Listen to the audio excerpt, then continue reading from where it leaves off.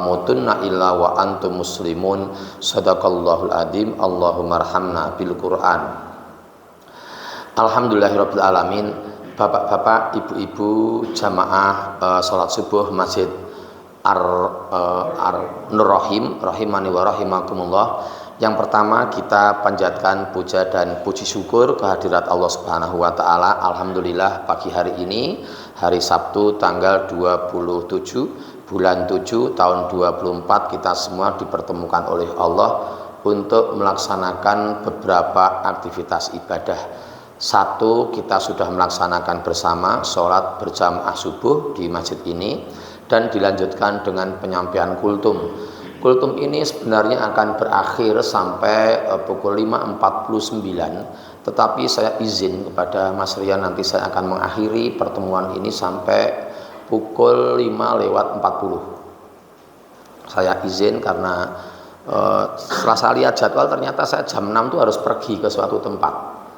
Dari sini agak jauh sih, cuma ke IBHI sebenarnya, ke IBHI. Jadi ada orang yang pulang haji, Solo pulang haji, terus saya diminta untuk mangayub bagyo memberikan ceramah untuk mangayub bagyo kepulangan haji Solo pagi hari ini pukul 6 pagi sampai pukul 7. Jadi nanti saya izin dari sini keluarnya pukul 5:40, 20 menit sampai Baron kan cukup insya Allah, sampai sana jam 6 sudah ada kumpul nanti. Baik, semoga pertemuan kita pada pagi hari ini satu inspiratif, dua bermanfaat, tiga mendapatkan ridha Allah, empat semoga apa yang kita lakukan pagi hari ini dicatat di sisi Allah sebagai bagian dari amal solih kita hari ini yang diterima oleh Allah Subhanahu wa ta'ala. Amin ya rabbal alamin. Selanjutnya semoga sholawat serta salam senantiasa dicurah limpahkan atas uswah hasanah kita. Beliau adalah Nabi besar Muhammad sallallahu alaihi wasallam. Demikian pula kepada para keluarganya, para sahabatnya, dan seluruh umatnya yang setia sampai akhir zaman. Semoga kita termasuk di dalamnya. Amin ya rabbal alamin. Baik, mari kita mulai. Seperti yang sudah di-share oleh Mas Rian, pagi hari ini kita akan mengkaji satu ayat Al-Quran yang sudah sering saya sampaikan di sini, saya singgung, saya pakai ayat itu, saya bacakan di sini, saya terjemahkan. Tapi pagi hari ini secara khusus kita akan fokus melihat dan mencermati ayat itu. Ayat itu adalah surat Al-Ankabut, surat yang ke-29, ayatnya ayat 45. Monggo kalau yang ada yang kebetulan membawa Al-Quran atau membawa HP dan di dalam HP-nya ada Al-Qurannya, kita lihat sama-sama teksnya, teks ayatnya.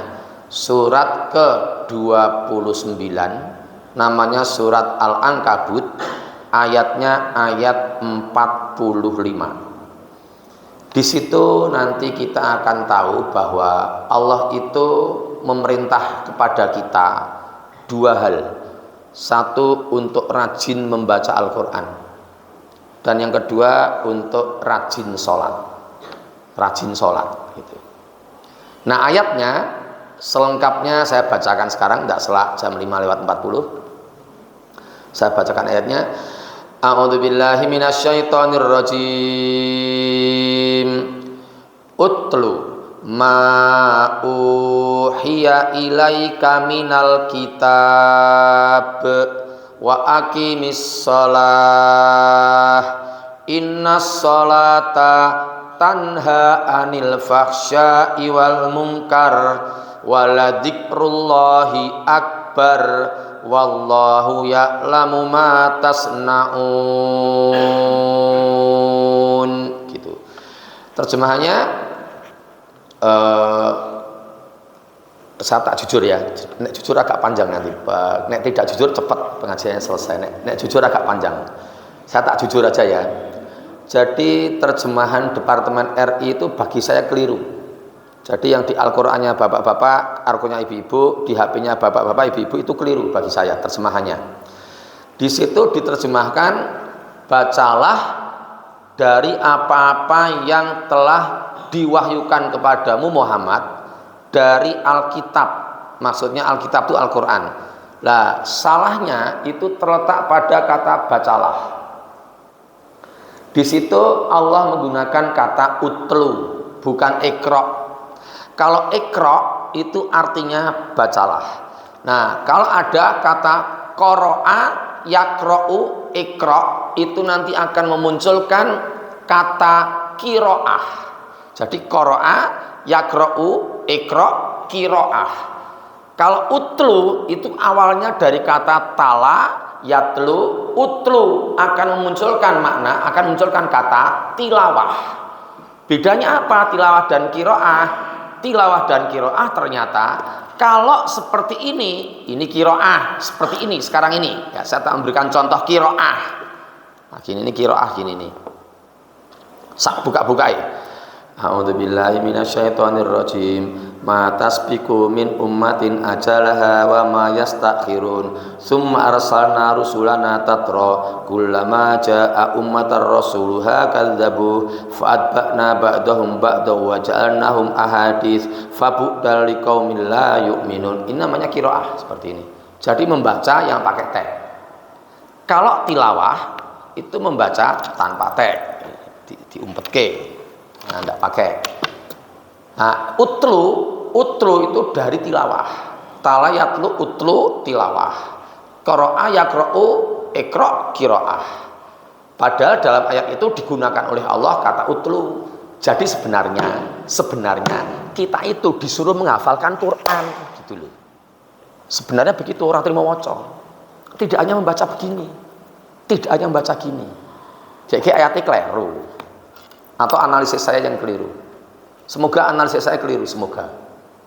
Jadi kita aman, dengan membaca gini aman. Tapi membaca saja sudah lumayan.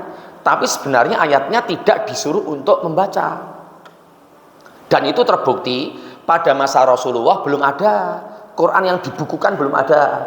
Sampai Nabi wafat, belum ada Quran yang dibukukan, dijilid seperti ini belum ada.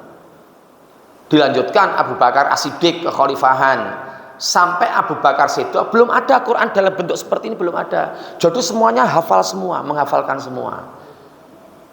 Sampai dilanjutkan Umar bin Khattab menjadi khalifah.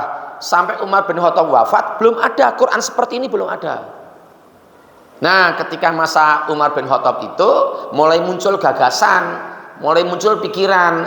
Ini para hafid Quran mulai meninggal satu persatu. Usianya tua, mati dalam peperangan, atau sakit, atau karena sebab-sebab yang lain. Sehingga muncul gagasan, ini Quran ini harus dibukukan. Harus dibentuk dalam bentuk jilid buku seperti ini. Supaya terhimpun dan orang bisa membaca. Itu pun dulu pro dan kontra. Pada masa Umar bin Khattab itu pro dan kontra. Yang pro itu mengatakan, kasihan nanti generasi belakang tidak ngerti Quran. Karena tidak ada bukunya. Nah, yang kontra, yang tidak cocok dengan pembukuan Al-Quran mengatakan Rasulullah belum pernah menyuruh itu. Jadi Rasul belum pernah meminta atau menyuruh sahabatnya untuk membukukan Al-Quran, tidak pernah. Akhirnya setelah pro dan kontra, akhirnya qadarullah muncul Al-Quran dalam bentuk jilid yang pertama kali itu pada masa Utsman bin Affan. Jadi pada masa Nabi Muhammad tidak ada Quran kayak gini, tidak ada. Abu Bakar tidak ada, Umar tidak ada. Itu menunjukkan bahwa saat itu betul-betul utlu ma uhiya ilaika minal kitab, diminta untuk menghafalkan. Dah ya, titik ya, titik. Nah, terus sekarang tidak selantai waktu ini.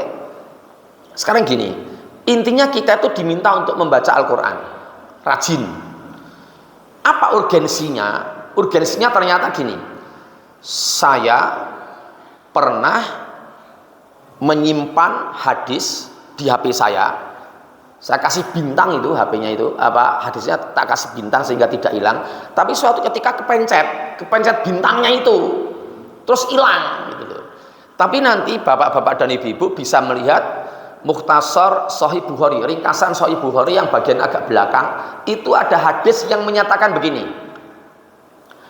Apabila ada orang yang wafat, ada seseorang yang wafat, lalu orang itu segera dimakamkan, maka setelah selesai pemakaman akan segera jenazah itu tadi didatangi oleh dua orang. Wallahu a'lamu bishawab. dua orang itu dimungkinkan itulah mungkar dan nakir. Jadi malaikat yang menanyai jenazah di alam kubur, bukan alam akhirat, tapi alam kubur. Dan kita akan mengalami itu.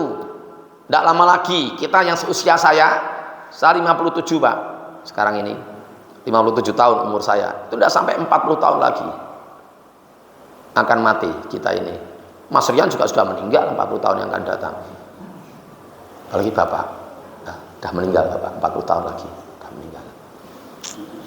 Nah, sekarang 77 tambah 40 117 pasti sudah meninggal. Saya lanjutkan ya.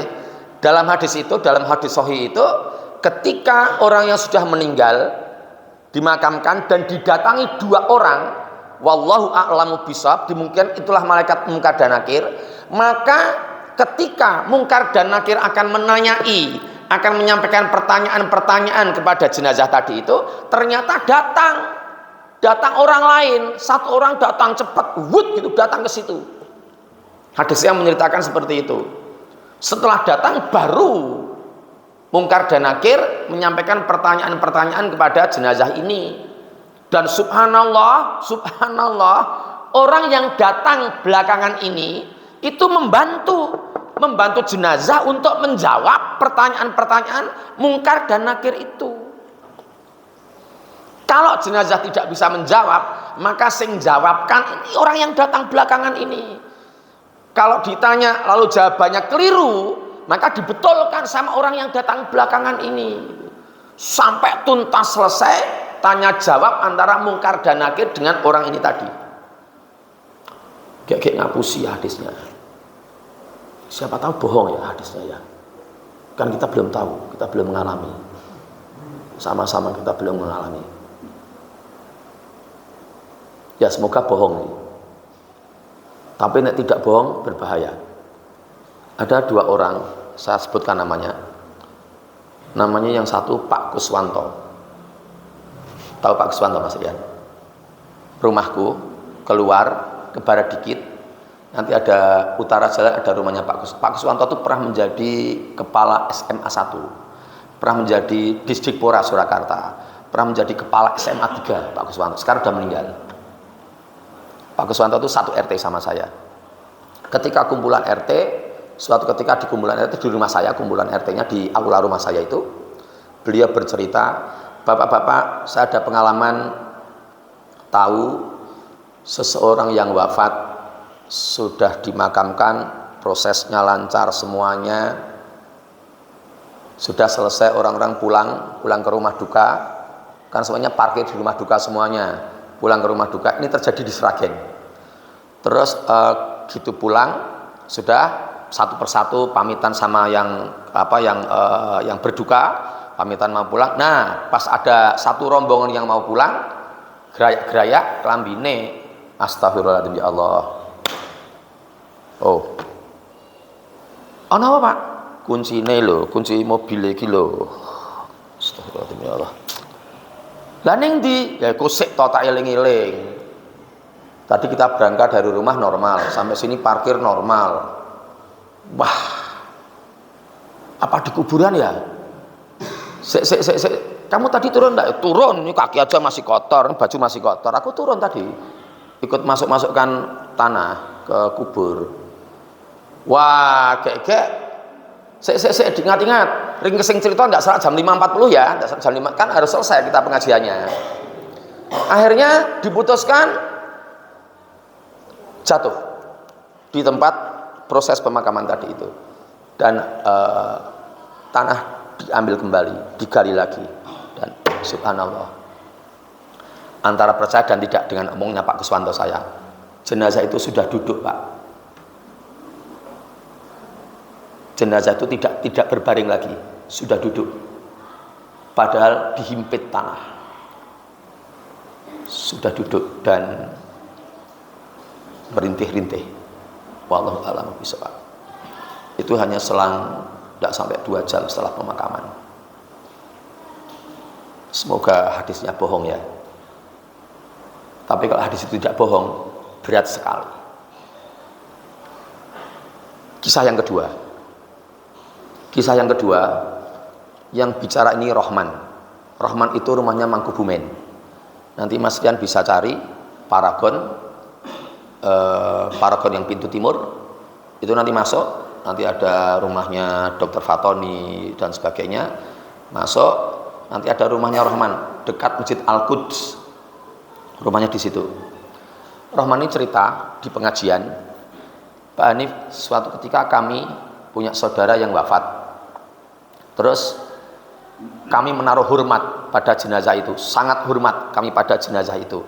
Maka kami memutuskan untuk memakamkan dengan sebaik-baiknya, dan kami memberikan kesempatan kepada para pelayat dan orang-orang yang akan menziarahi besok supaya mudah untuk mendoakan. Maka kami sampai berani bayar ke pengelola kuburannya untuk dicarikan tempat yang dekat jalan, supaya para penziarah tidak terlalu masuk kubur, tidak masuk kuburan, dekat bisa mendoakan Allahumma firlahu warhamu wa'afi dan seterusnya besok kalau sudah selesai pemakaman. Nah, ternyata pada hari yang sama itu yang meninggal 2, Mas Rian. Jadi sudah digali dekat jalan. Yang satu yang meninggal, pakai mic enggak apa-apa? Enggak apa-apa ya, pakai mic ya. Ada apa-apa nanti Mas Rian ya. Yang satu orang non-Islam. Dicarikan kuburannya masuk. Jadi pintu masuk kuburan agak masuk. Terus yang muslim ini dimakamkan pukul 1 setelah sholat duhur selesai. Setelah sholat duhur, sholat jenazah selesai, diberangkatkan ke makam. Yang non muslim ini dimakamkan sebelum duhur, sebelum waktu duhur. Nah, karena awal saya tidak tahu ya, dan bapak ibu tidak usah tanya, masa bisa begitu, tidak usah ya. Pokoknya intinya kayak gitulah. Akhirnya yang orang non muslim ini ketika mau masuk ke kubur, loh kok di sini? Oh iya, tempatnya di sini ini, yang dekat jalan itu. Ringkesing cerita dimakamkan di situ, di lubang yang dekat jalan tadi itu. Nah, setelah duhur, ini yang rombongan yang kedua yang sedulure Mas Roman ini datang ke makam itu, kaget loh, kok sudah ada yang pakai, komplain ke pengelola kuburan, Pak niki pripun toh? Waduh, kleru iki, sing pertama mau kleru, kudune ning jero sing pertama mau. Iso apa to sing anu? Ora ngerti kok. Lah piye? Pripun Mas? Mboten iso, pokoke kula ya mriki, kula kepengin kita tuh menghormati jenazah semuanya loh. Satu keluarga menghormati jenazah ini supaya besok mudah untuk mendoakan beliau. Maka saya pesen dekat dengan jalan raya sampai saya bayar, dan bayar toh saya toh. Lah pripun keputusannya? Ndak, kita mau pakai ini. Akhirnya digali ulang. Subhanallah, gosong jenazahnya. Jenazahnya gosong, Pak. Gosong itu kobong, Pak. Tidak sampai 2 jam. Saya sangat takut dengan itu. Kayak ngapusi Rahman. Saya punya nomor teleponnya. Nanti kalau bapak ibu mau ngecek. Gitu. Terus akhirnya ketika tahu gosong, sudah keluarga terus tutup lagi. Terus akhirnya ngalah pakai yang lubang yang di makbaroh kuburan yang agak dalam. Kisahnya seperti itu. Fokus saya adalah setelah meninggal itu ternyata siksa kubur itu langsung, Pak. Kalau untuk orang-orang yang nakal, orang yang nakal menurut parameternya Allah. Tapi bapak-bapak percaya atau tidak, terserah ya. Ini saya kebetulan yang berkuasa sekarang, saya di sini, yang berkuasa ngomong saya sekarang di sini sampai jam 5.40. Nah gitu. Nah, saya lanjutkan hadisnya. Ketika orang ini datang yang belakangan, 2 penanya, Mungkar dan Nakir menanyai jenazah, ini menjawab. Setelah selesai semua pertanyaan disampaikan semuanya, 2 orang ini pergi. Malaikat Mungkar dan Nakir pergi. Wallahu a'lamu bishawab. Yang tahu yang sebenarnya yang terjadi adalah Allah. Kita tidak tahu, kita belum mengalami. Setelah Mungkar dan Nakir pergi, ini ngomong, tanya ini jenazahnya, tanya sama yang datang belakangan ini. Bapak, terima kasih ya panjenengan sudah membantu saya untuk menjawab pertanyaan yang saya tidak tahu dan untuk membenarkan apa yang jawaban-jawaban saya yang salah. Tapi kalau boleh tahu panjenengan siapa toh Pak? Mosok jenengan tidak tahu saya? Iya, saya lupa dengan panjenengan. Coba dilihat dulu. Akhirnya orang yang datang belakangan ini menjawab, saya adalah bacaan Quran. Sejak itu Pak, sejak saya tahu hadis itu, saya khatam banyak sekali. Dan kalau saya khatam, saya tulis seperti ini Pak, ben tak panasi. Khatam seperti ini. Khatam saya tulis, khatam saya tulis, khatam saya tulis. Jadi tahun 2021 saya khatam 42 kali. Tahun 2022 saya khatam 26 kali. Tahun lama sekali, dan di rumah masih ada catatannya kayak gini. Dan tahun ini saya kenapa repot sekali ya? Repot sekali tahun ini. Saya baru khatam 12 kali. Sekarang ini tahun ini. Sekarang sudah bulan Juli. Sudah terlambat sekali. Dan sekarang ini saya sudah khatam 12 kali, dan sekarang posisi tadi saya terakhir baca di sini itu sampai juz 19. Baca Quran, Pak. Yang datang ini adalah bacaan Quran kita. Repote nek ora tau maca Quran mati. Jam 1 udah, yang layak mulai pulang, malaikat datang, duduk. Loh, sik Pak, sik sijine urung teko. Wis seno, kok aja takon sik. Ngenteni wong sing siji ora arep teko. Lah kok hadise ngapusi, hadise bener. Sing ora mudeng kowe, kudune kowe iki maca Quran. Kowe ora tau maca Quran, ora bakal teko. Dinteni pirang jam? Seto Pak, seto, dinteni ora teko-teko. Siapa Tuhanmu? Siapa nabimu? Apa kitabmu? Mbok waca apa ora? Remuk aku Pak, remuk. Kok bongok. Itu di alam kubur, bukan alam akhirat. Tapi analisis saya itu analisis saya. Jadi analisis saya atas teks itu. Kebetulan saya mengajar discourse analisis di UNS itu. Saya mengajar analisis wacana. Jadi teori itu tentang membaca teks. Teks itu ada teori-teorinya. Dan akhirnya saya terapkan dalam ayat-ayat Quran, saya terapkan dalam hadis-hadis Nabi. Kalau betul itu teksnya itu betul, remuk kalau yang tidak pernah baca Quran itu. Apakah di Solo ada yang tidak pernah baca Quran? Wah, ombyoan Pak. Ombyoan di Solo itu. Sukoharjo tidak ada bedanya.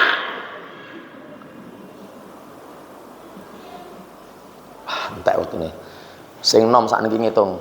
Sing nom sapa ya sing nom ya? Jangan yang anak-anak. Mas Rian aja. Sinten sing nggo HP. Maksudnya ngetan nggih. Pun dihitung bareng-bareng mawon nggih. Kalau ada orang yang membaca Al-Qur'an dengan kecepatan seperti ini ya saya praktek lagi ya. Praktek lagi sebentar. Acak ini sambukannya. Falamma sami'at bimakrihinna arsalat ilaihinna wa a'tadat lahunna muttaka'aw wa atat kulla wahidatin minhunna sikina wa qalat ihruj alaihin falamma ra'ainahu akbarnahu wa qatta'na aydiyahunna wa qulna hasalillahi ma hadza basyara in hadza illa malakun karim qalat fadhalikunnal ladzi lumtunnani fi walaqad rawatuhu an nafsihi fastaqsam wala illam yaf'al ma amuruhu la yusjananna wala yakunam minas sagirin, dan seterusnya. Dengan kecepatan seperti ini Bapak Ibu, saya sudah praktek ratusan bahkan mungkin ribuan kali saya praktek sudah. Itu ternyata hanya membutuhkan waktu 40 menit untuk menyelesaikan satu juz. Satu juz itu 40 menit Pak. Kalau 30 juz 1200 menit. Betul ya? Kalau satu juz 40 menit. Ini 30 juz. Berarti 40 menit kali 30. Ketemunya 1200 menit. Betul tak? 1200 menit itu ternyata sama dengan 20 jam. Betul Mas Rian? Saya baleni ya, pelan-pelan ya. Dengan kecepatan seperti tadi. Nek kecepatannya gini beda, kecepatan gini beda.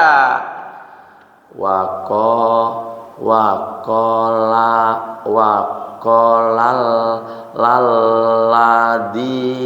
ladina waqolal ladina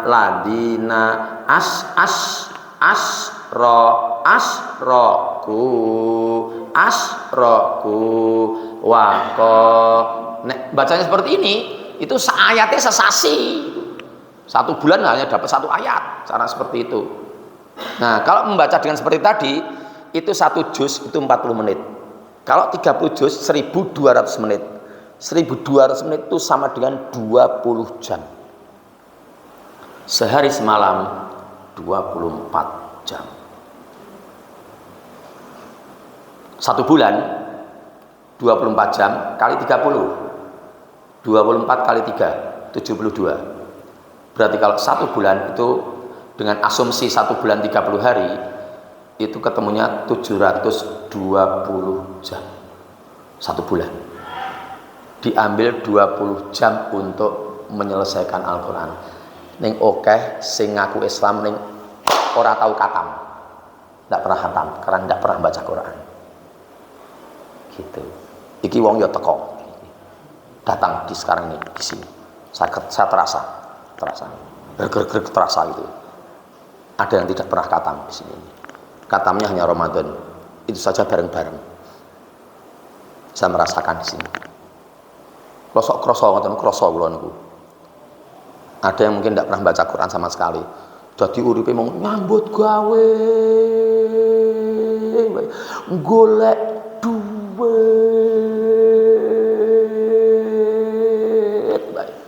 tidak pernah baca Quran. Padahal tadi itu. Dan itu pertemuan penting dan lebih penting daripada yang lain-lain. Lebih penting loh pertemuan dengan 2 malaikat Mungkar dan Nakir dan pertemuan dengan 1 orang yang tadi lebih penting daripada yang lain-lain. Itu nek sampai keliru, fatal sudah. Ditekoki malaikat keliru, fatal sudah. Dan ternyata yang membantu kita itu adalah bacaan Quran kita. Pun nggih.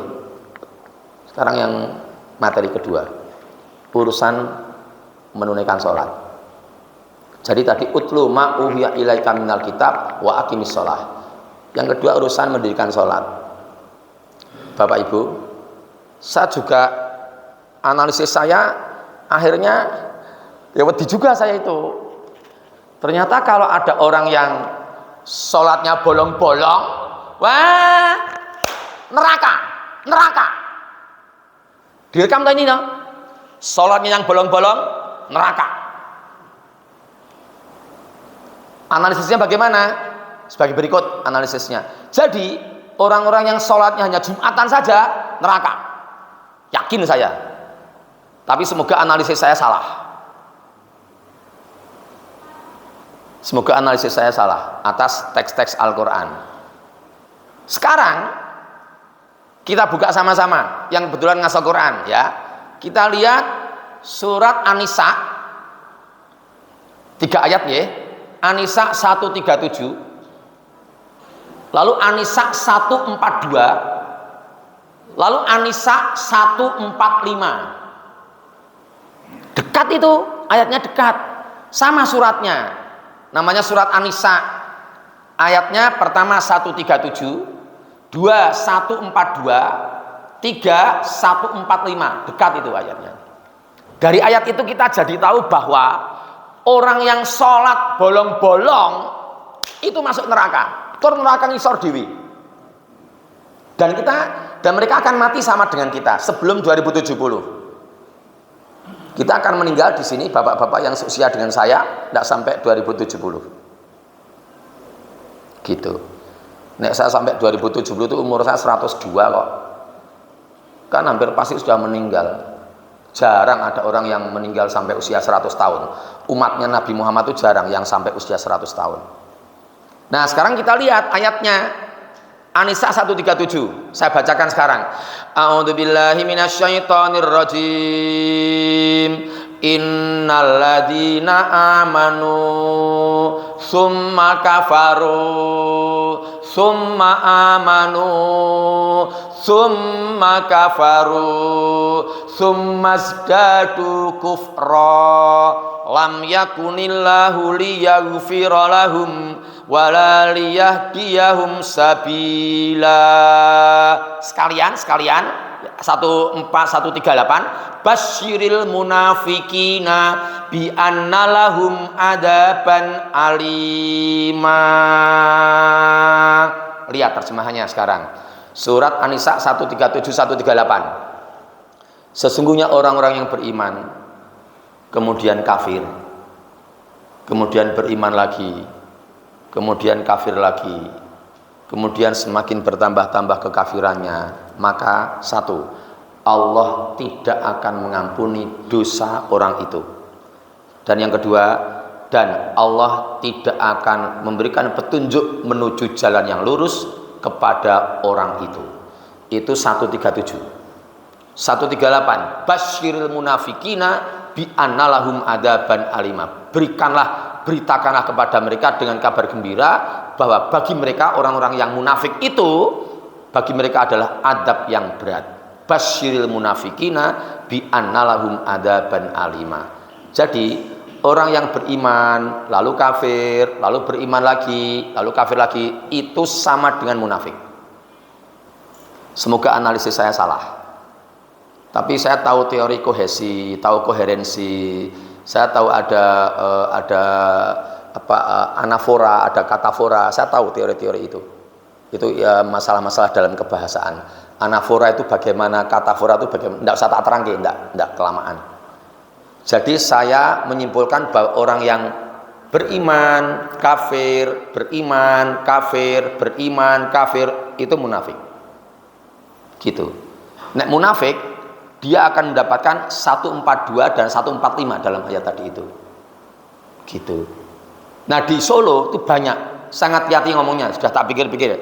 Banyak orang yang sholatnya itu hanya Jumatan tok, banyak. Saya berhati-hati ngomongnya. Banyak juga orang yang ya Allah sholatnya itu hanya sholat Idul Fitri dan Idul Adha tok. Di Solo banyak, Sukoharjo tidak ada bedanya maksud saya. Kalau sudah seperti itu, oke, saya baca sekarang 142 An-Nisa 142. Innal munafiqina yukhadi'unallaha wa huwa khadi'uhum wa idza qamu ilas sholati qamu kusala yura'unan nasa wa la yadhkurunallaha illa qalila. Jadi orang-orang munafik itu kalau sholat itu dengan malas. Mereka berdiri dengan malas dan hanya untuk riya. Riya itu mendapatkan pujian dari orang lain. Astagfirullah ya Allah. Pak, assalamualaikum. Waalaikumsalam. Iya Pak. Ojo lali loh. Nanti terawih loh ya. Nanti terawih keliling loh. Oh ya Pak. Ya siap. Di mana? Di Fajar Indah. Oh ya nanti saya berangkat. Ya. Awas loh Pak, jangan sampai tidak berangkat loh, remuk loh. Oh ya, saya berangkat insya Allah. Ya. Waalaikumsalam. Tidak lama lagi, 1 jam lagi. Assalamualaikum. Waalaikumsalam. Piye? Rasa mangkat. Ngopo? Rektornya mangkat di Jakarta. Rektornya berangkat ada tugas ke Jakarta. Tenane iki. Alhamdulillah. Jadi tidak usah tarawih ya, tidak usah tarawih ke Fajar Indah ya. Tidak usah. Rektornya lunga ning Jakarta kok, ada tugas mendadak. Oh ya sudah, berarti nanti aku tak sholat di rumah aja ya. Iya di rumah aja. Nggih, terima kasih atas infonya. Jadi tidak usah tarawih keliling ya. Ya tidak usah. Nggih, matur nuwun. Waalaikumsalam. Sudah berbuka puasa, telepon lagi. Mas, posisi di mana? Jek ning omah no aku no. Lah piye to? Iki rektore mangkat traweh. Tarling ning Fajar Indah. Loh, jarine mana sing ngabarke lunga Jakarta. Ra sido, cancel. Lah saiki aku piye? Wah, piye iki wah. Mangkat wis mangan engko terus ke mengko. Berangkat tergesa-gesa pada rumahnya Wonosari sana, terus tarawihnya di Tarling di mana di Fajar Indah.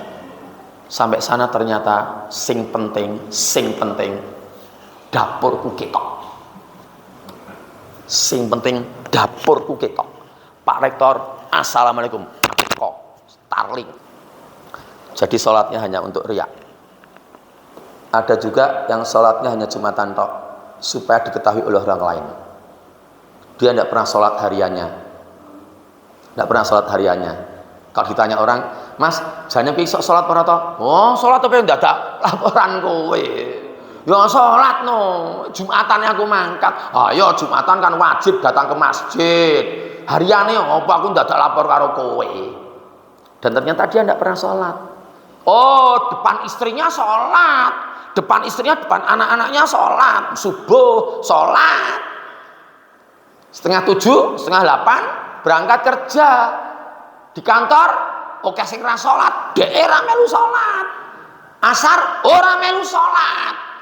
Maghrib, OTW pulang, ndak sholat sekalian. Sampai rumah sebelum isya. Pah, tadi sholat apa? Oh sholat. Ini papa isya belum sholat. Oh isya yang belum kok mah kowe iki yo piye to? Nanti kita sholat. Sudah, setelah isya dikumandangkan, sholat bareng-bareng.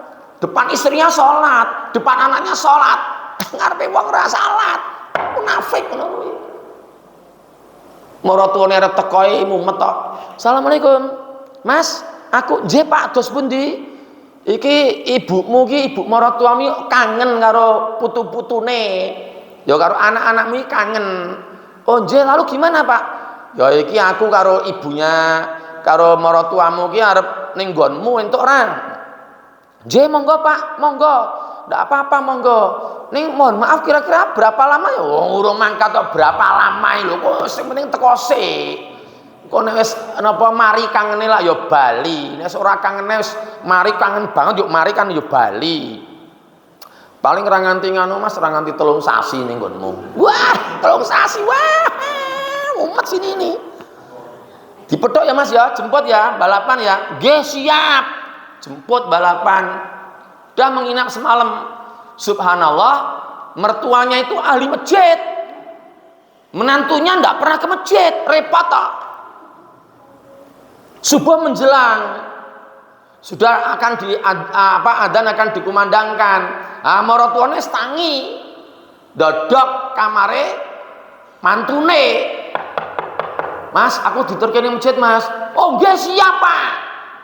Dah 2 orang, menantu dan mertua berangkat ke masjid sama-sama. Sampai depan masjid, wah sak jamaah kabeh ngomong, wah tumben, wah tumben, kowe menengo iki enek maratuaku, wah menengo, maratuaku menengo.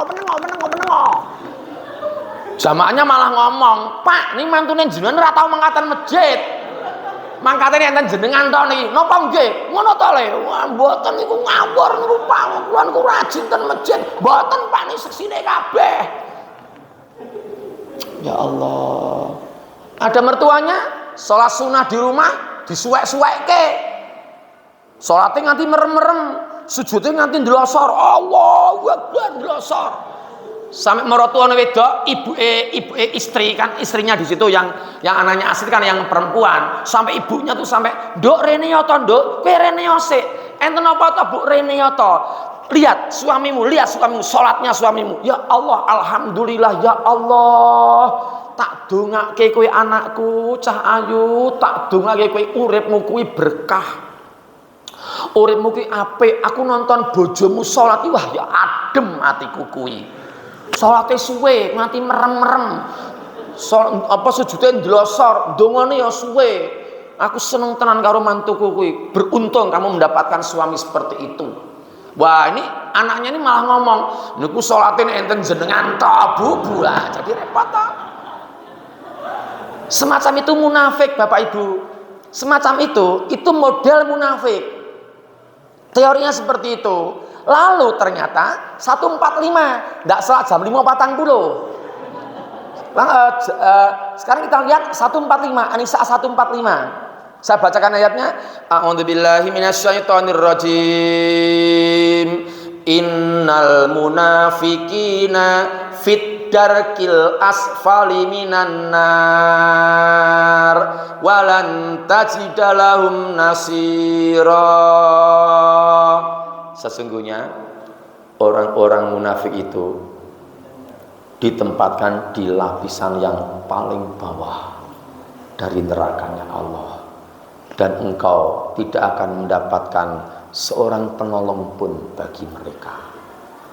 Itu orang yang sholatnya bolong-bolong tadi itu. Makanya di awal tadi saya mengatakan orang yang sholat tapi bolong-bolong itu diancam neraka. Analisis saya seperti itu.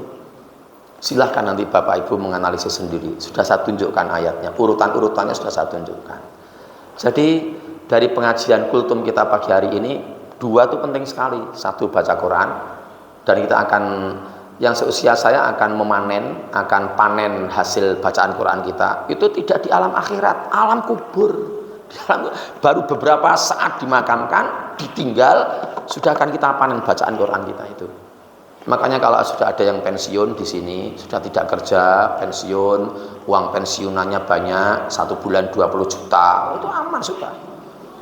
Udah nyuci, tidak usah ngurusi cucian, tinggal telepon laundry, datang ke rumahku, ambil, nanti 20 juta sebulan kok. Mau makan, tidak usah masak. Halo catering, anterin ayam goreng ya. Ya, sama mentimunnya, sama nasinya agak banyak, sama limonti panas. Oh ya, bayar oke, gampang, 20 juta sebulan kok.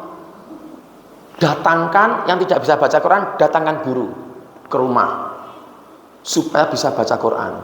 Anak-anak kita ada TPA toh? Ada TPA atau anak-anak kecil di sini? Subhanallah.